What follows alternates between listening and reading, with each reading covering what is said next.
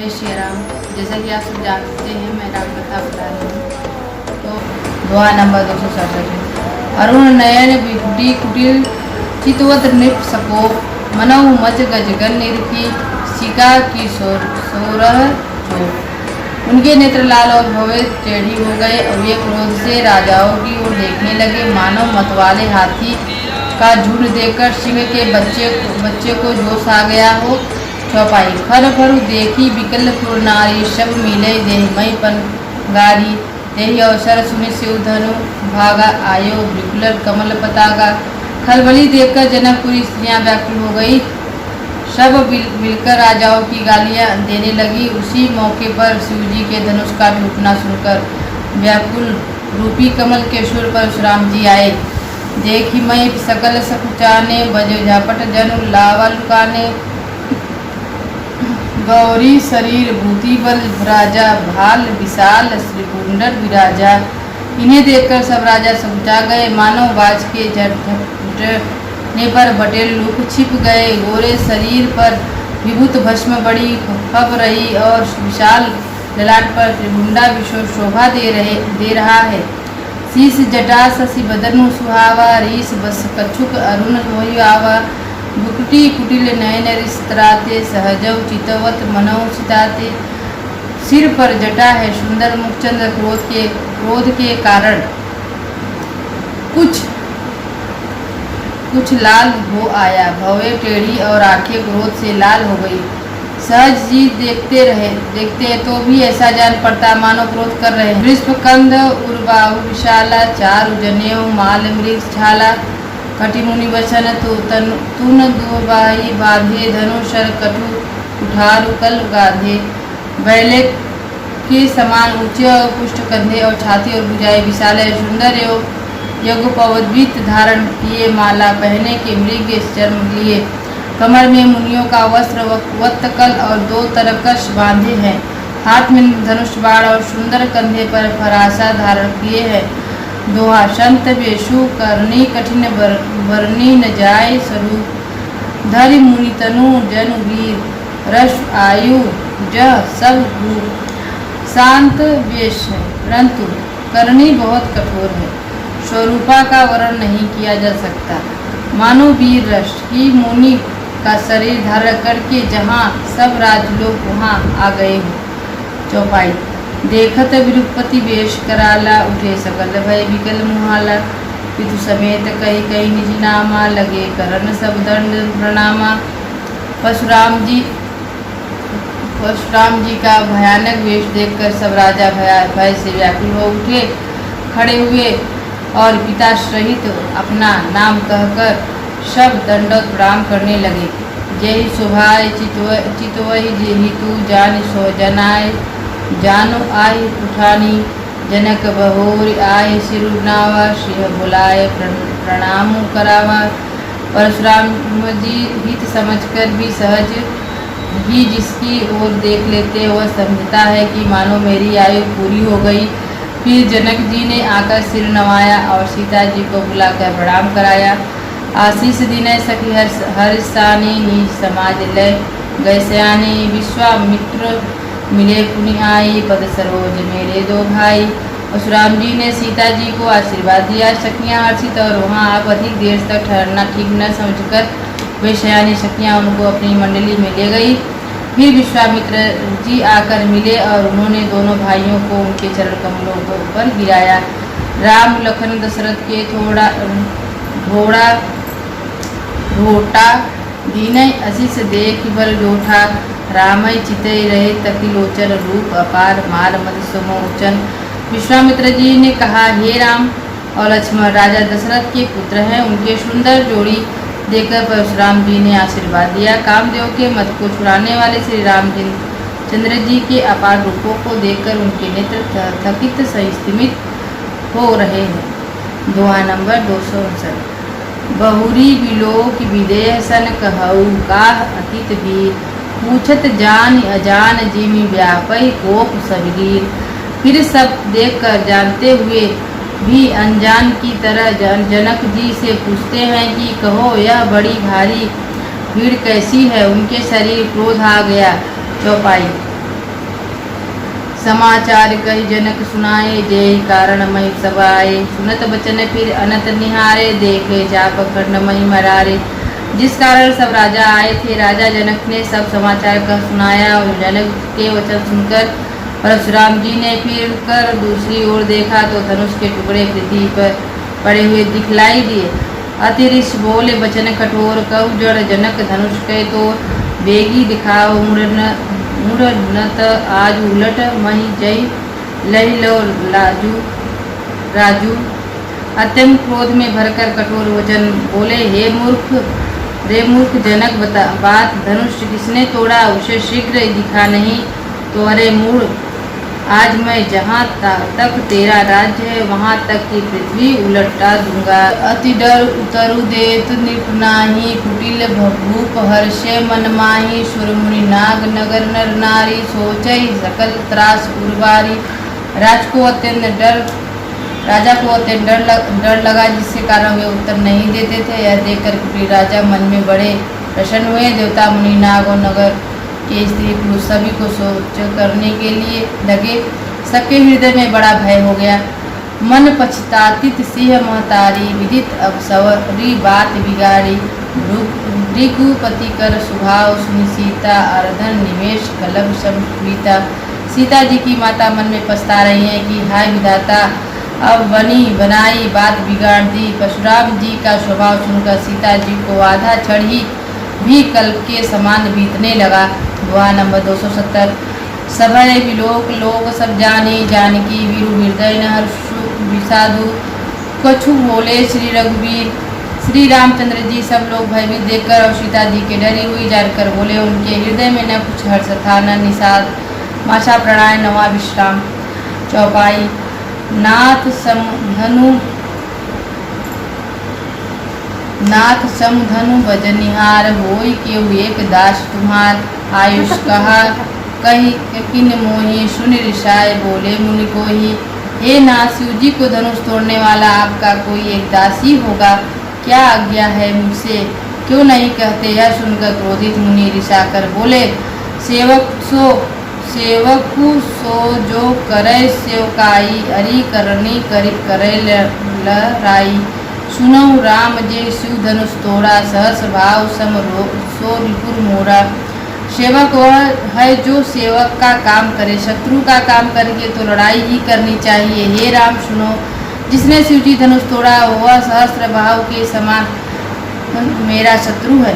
सो bill गाओ बिहा समाजा, न तारे मारे जय सब राजा। सुनि मुनि वचन लखन मुस्काने, बोले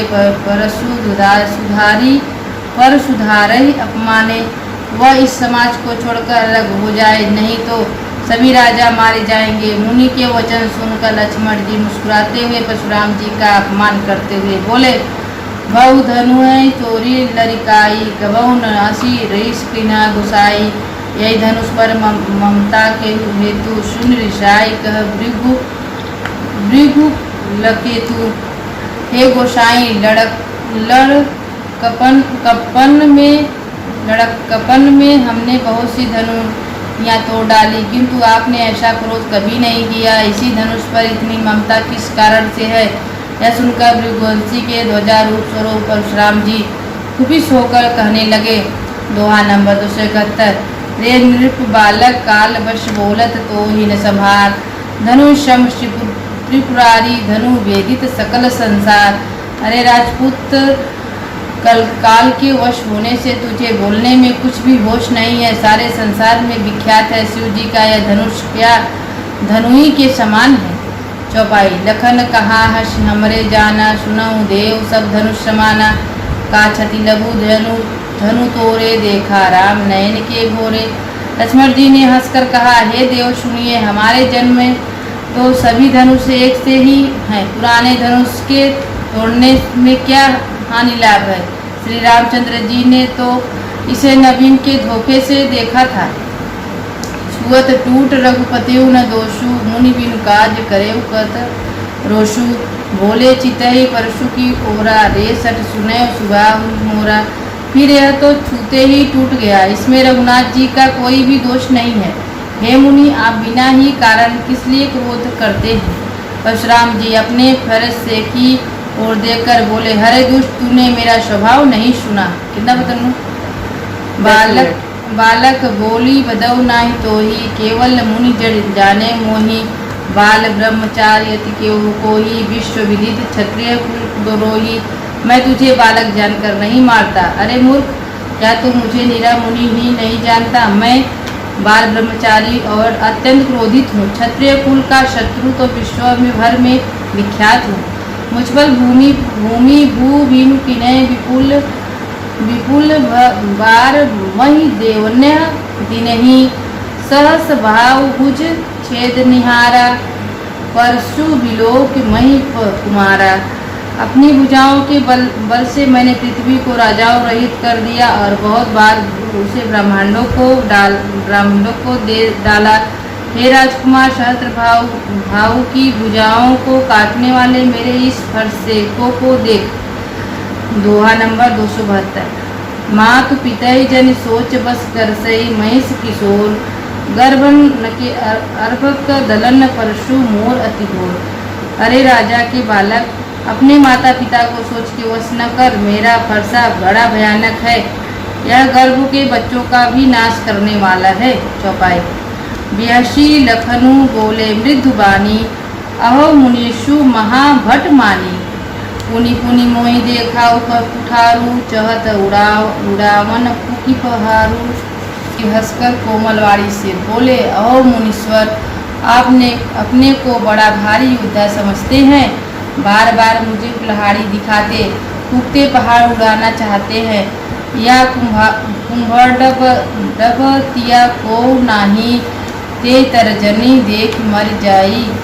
देख कुठार सरासन बाना, मैं कछु कहा सहित अभिमाना। यहाँ कोई कुंभ डेकी बतिया छोटा कच्चा फल नहीं है, जो तर्जनी सबसे आगे की उंगली को देखते ही मर जाती है। कुठार और धनुष बाण देखकर ही मैंने कुछ अभिमान सहित कहा था। भृगु सुत समुझी जनेऊ बिलोकी, जो कछु कहूँ सहु रिस रोकी। सुरमई सुर सहरजिन हर गाई, हमरे कुल इन्ह पर न सुराई। भृगवंशी समझकर और एगोपवित देखकर तो जो कुछ आप कहे और उसे मैं क्रोध को रोक कर सह लेता। देवता, ब्राह्मण, भगवान के भक्त और गौ, इन पर हमारे कुल में वीरता नहीं दिखाई जाती। बंधे पगु अपकीर्ति हारे, मारतहु पर ही तुम्हारे। कोटि पुलिस सम वचन तुम्हारा, व्यर्थ तरऊ धनु बाण कुठारा। क्योंकि इन्हीं मारने से पाप लगता है, इनसे हार जाने पर अपकृति होती है, इसलिए आप मारे तो आपके पैर ही पड़ना चाहिए। आपका एक एक वचन ही करोड़ ब्रजों के समान है। धनुष बाण और कुठार तो आप व्यर्थ ही धारण करते हैं। दोहा नंबर 273। जो बिलोकी अनुचित कहेऊ क्षमऊ महामुनि धीर, सुने सरोस भृगवसन मणि बोले गिरा गंभीर। हे धनुष बाण और कुठार को देखकर मैंने कुछ अनुचित कहा हो तो उसे हे धीर महान मुनि क्षमा कीजिए। यह सुनकर भृगवंशी मणि परशुराम जी क्रोध के साथ गंभीर वाणी से बोले। चौपाई। कौशिक स्नेहु मद यहु बालकु, कुटिल काल वश निज कुल घालकु। भानुवंश राकेश कलंकु, निपट निरकुश अबुध अशंकु। हे विश्वामित्र सुनो, हे बालक बड़ा बुद्धि और कुटिल है। काल के वश होकर यह अपने कुला घातक बना रहा है। यह सुरवंशी रूप पूर्वचंद्र का कलंक है। यह बिल्कु उदंड मूर्ख और निडर है। काल कौलु होई छन माही, कहा उपकारी कोरी मोहि नाही। तुम्हु हटकऊ जो चाहू बारा, कहो प्रताप बोलू रोष हमारा। अभी क्षण भर में काल का ग्रास हो जाएगा। मैं पुकार कर करे देता हूँ, फिर मुझे उदोष नहीं है। यदि तुम इसे बचाना चाहते हो तो हमारा प्रताप बल और क्रोध बतलाकर इसे मना कर दो। लखन कहो मुनि सुजसु तुम्हारा, तुम्हें अछत को बैरन पारा। हमें अपने मुँह तुम अपमानी करनी, आप अपनी करनी बार अनेक भांति बहुवरणी। लक्ष्मण जी ने कहा, हे मुनि, आपका श्वेष आपके रहते हुए दूसरा कौन वर्णन कर सकता है। आपने अपने ही मुँह से अपनी करनी अनेक बार बहुत प्रकार से वर्णन की है। नहीं संतोषुत पुनि कछुकाऊ, जान दृश्य रोक दुख सहाऊ। वीर व्रतिस तुम धीर क्षोभा, गारी द्रेत न पावै शोभा। इतने पर भी संतोष न हुआ तो फिर कुछ कह डालिए, क्रोध रोक कर असहा दुख मत सहिए। आप वीरता का व्रत धारण करने वाले धैर्यवान और क्षोभ रहित है, गाली देता शोभा नहीं पाते। दोहा नंबर 274। समर करनी करही 16। शूर समर करनी करही कहीं न जाने, आप विधा मान रन वायु रिपु काहिर कथिय प्रताप। शूरवीर तो युद्ध में करने शूरवीरता कार्य करते हैं, कहकर अपने को नहीं जानते। शत्रु को युद्ध में उपस्थित पाकर कायर ही अपने प्रताप की डींग मारा करते हैं। चौपाई। तुम तो कालू आक जन लावा, बार बार मोहि लागी बुलावा। सुरत लखन के वचन कठोर, पर सुधार धरेव कर दो घोरा। आप तो मानो काल को हाथ लगाकर बार बार उसे मेरे लिए बुलाते हैं। लक्ष्मण जी कठोर वचन सुनते ही परशुराम जी ने अपने भयानक फरसे को सुधार कर हाथ में ले लिया। अब जनीय देव दोषु मोहि लागू, कुटुबादि बालक वधु जऊ। बाल बिलो की बहुत मैं बाचा, अब कहूँ मरण निहार भा साचा। और बोले, अब लोग मुझे दोष न दे, यह कछुआ बोलने वाला बालक मारे जाने की योग्य है। इसे बालक देखकर मैंने बहुत बचाया, पर अब यह सचमुच मरने को ही आ गया। कौशिक कहा, क्षमि अपारुद बाल दोष गुण गने उन साध। हर कुठार में अकरणु कोई, आगे अपराध गुरु द्रोही। विश्वामित्र जी ने कहा, अपराध क्षमा कीजिए, बालक को दोष और गुणों का साधु लोग नहीं गिनते। परशुराम जी बोले, तीखी धार का कुठार में दायर रहित और क्रोधित और यह गुरुद्रोही और अपराधी मेरे सामने उत्तर देत छोड़ो बिनु मारे। केवल कौशिक शिल तुम्हारे, न तय यही काठी कुठार कोठरे। गोरई उरनी होत श्रम खोरे। उत्तर दे रहा है, इतने पर भी मैं इसे बिना मारे छोड़ रहा हूँ। सो हे विश्वामित्र, केवल तुम्हारे शील प्रेम से, नहीं तो इसे कठोर कुठार से काटकर थोड़े ही परिश्रम गुरु से ऋणा हो जाती। गाज सुनो कह हृदय हसी, मुनहि हरि अरय सूझ।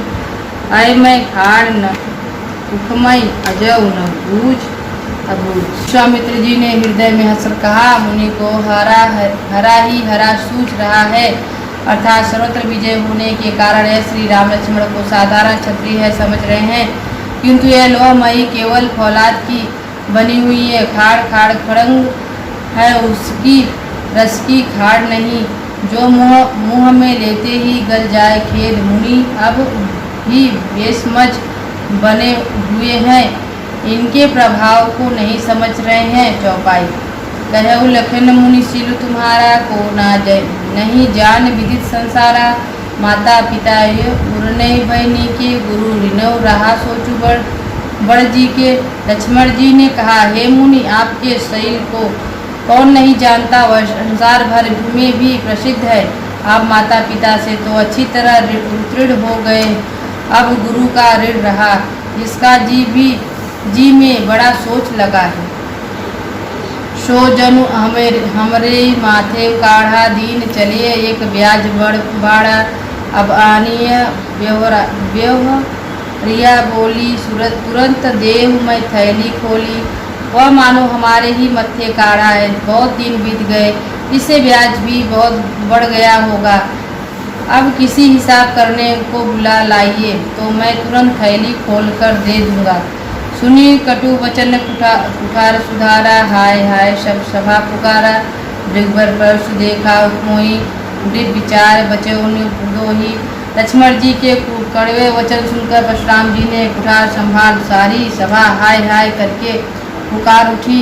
लक्ष्मण जी ने कहा, हे भृगु श्रेष्ठ, आप मुझे फरसा दिखा रहे हैं, पर हे राजाओं के शत्रु, मैं ब्राह्मण समझकर बचा रहा हूँ, तरह दे रहा हूँ।